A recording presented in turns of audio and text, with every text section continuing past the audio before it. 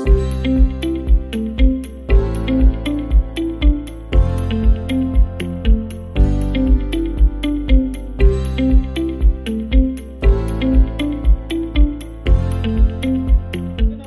further ado, bring on the next speaker, who goes by the name of Dr. Leroy Logan. He's going to be talking about appreciating the great contribution and beauty of Black people in multicultural UK. Please, can I ask you to mute yourself, sir?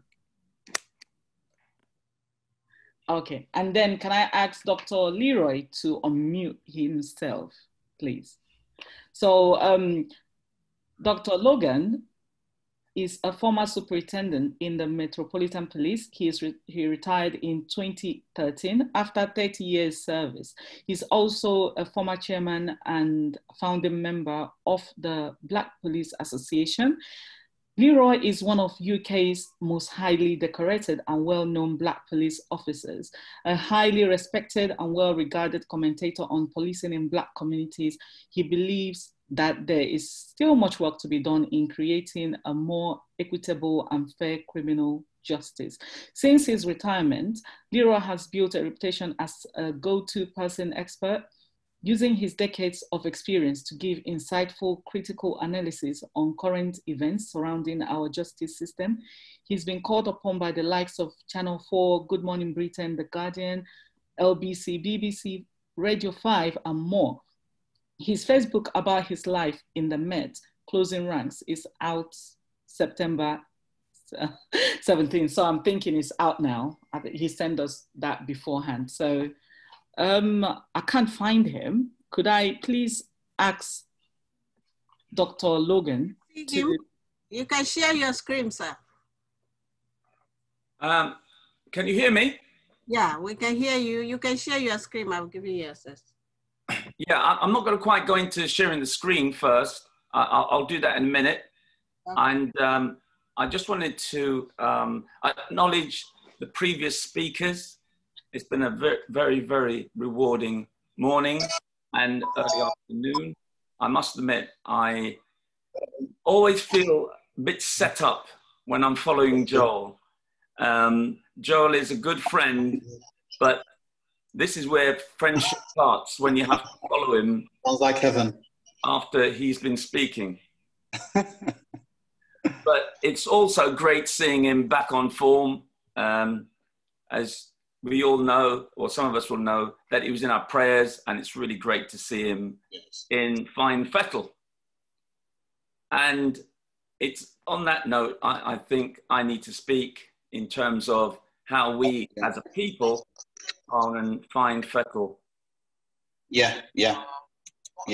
I will pick up on what Joel was saying about the profiting of us as a people and being underprotected. In fact, it's one of the mantras for a charity I've been running for the last, well, we started it 20 years ago as the Black Police Association Charitable Trust, and it's now called Voyage Youth. I've been doing the trust and confidence element for the young people. And every year for the last 20 years, when I speak to them about trust and confidence with policing, they always talk about feeling a sense of over-policed and underprotected. And every year they talk about that. But it hasn't stopped us from continuing to help our young people. We've been running a Young Leaders for Safer City course for Year 9 students so that they get BTEC level 2 at Year 9 before they start the GCSEs in Year 10. And they even get UCAS points. So if they want to go into higher education, they're in good standing. And it helps them to know their rights and responsibilities and positive peer-to-peer mentoring, knowing that they can change their environment and not become a product of it.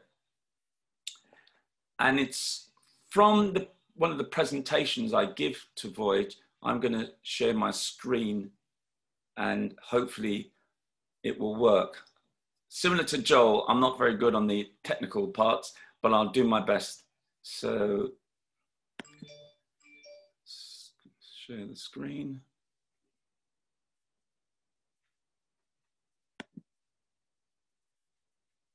And I'll share.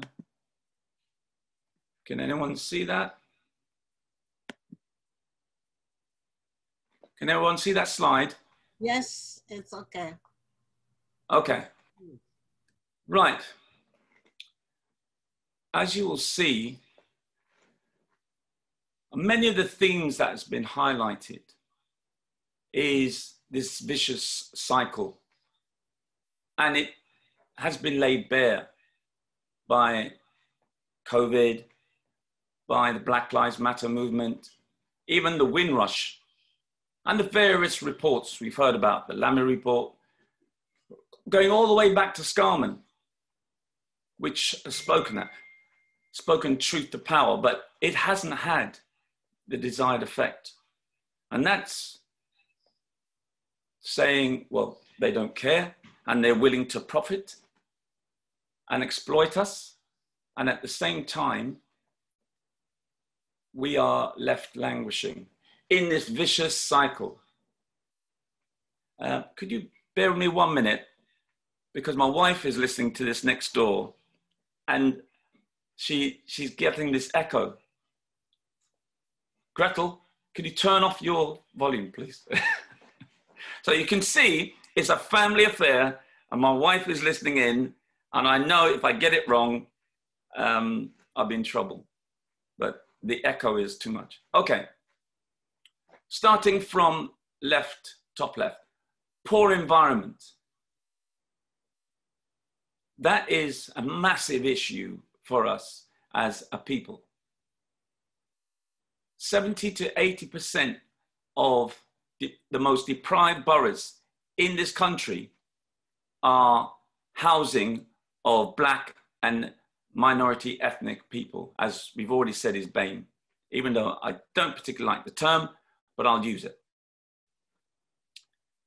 So that is an issue for us as a people. So how do we celebrate what we've done to help? Well, as it's already been said, the Windrush generation came over and helped to build communities, even though at the same time they're being housed in the ghettos. And as a result of that, they inherited the poor housing. And that has not really changed. One of the great celebrations of it has been housing trusts. Some of the most successful housing trusts have been run by Black and minority ethnic people. So that's contribution. And I'm going to ask those in the audience, so I want a bit of crowd participation, if you know of these housing trusts who have really contributed. And put it in the chat. I'd really appreciate to know what is your background knowledge of how Black-run housing associations and various charities help in the housing, because this is part of the big society that David Cameron used to speak about. And we have been actively working since 2010. Educational failure. We know as far back as the 60s and 70s, there used to be issues around subnormal schools. And guess what? Mostly Black people were excluded from mainstream schooling into these subnormal schools. They now call it schools exclusions. And in a lot of ways, those exclusions have not changed. And unfortunately, once you exclude a child, you might as well write the date in which they're going to the prison system. And Des Brown spoke about that and how a lot of our young people are suffering from adverse child experiences because what's happening in the home, what's happening in the school, how they're undermined.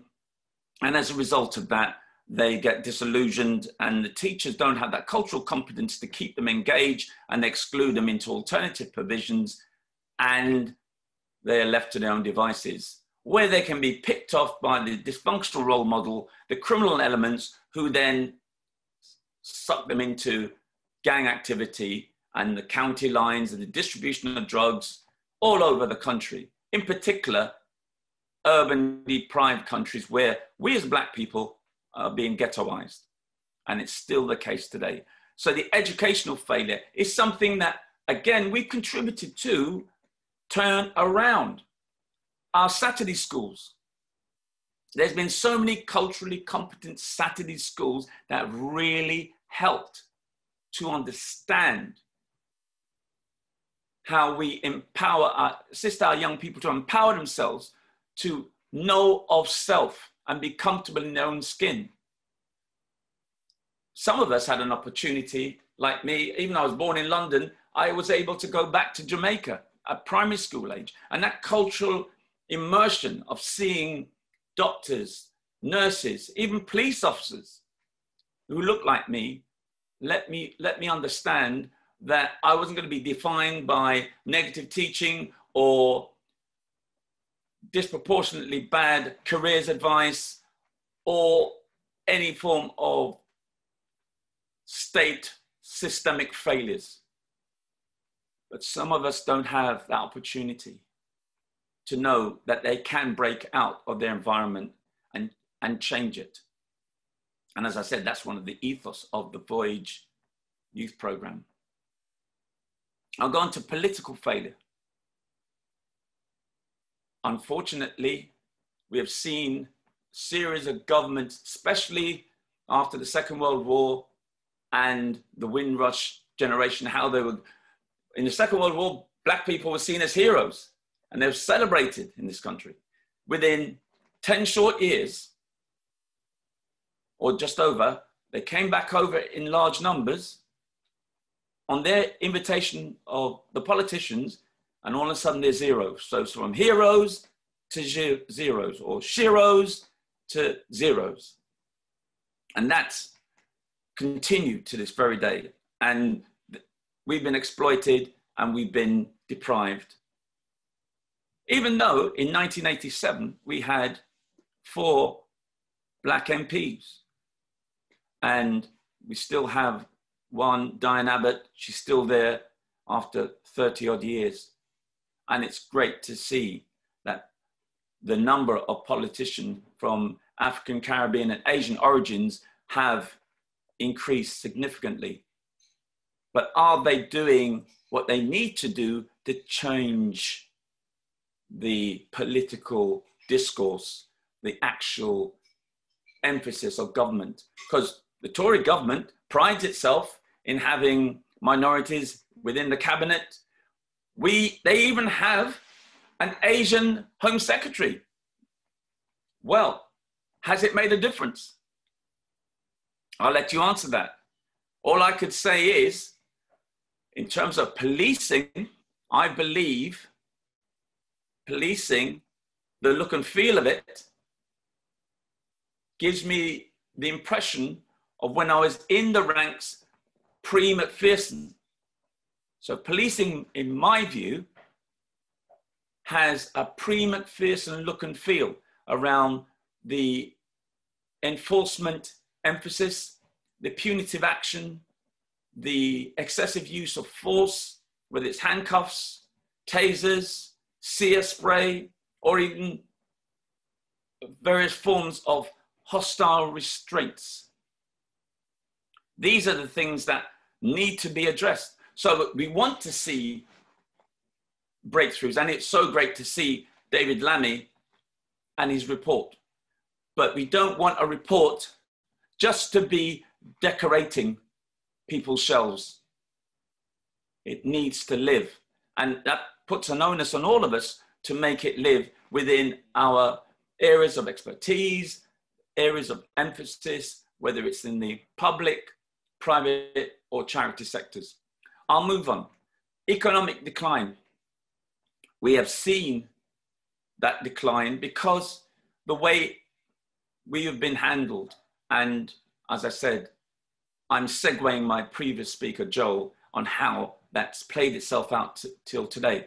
But I'm really so impressed by our new generation of entrepreneurs and how they are realizing they don't have to rely on the state to get their creativity and their expertise. And I've been so impressed.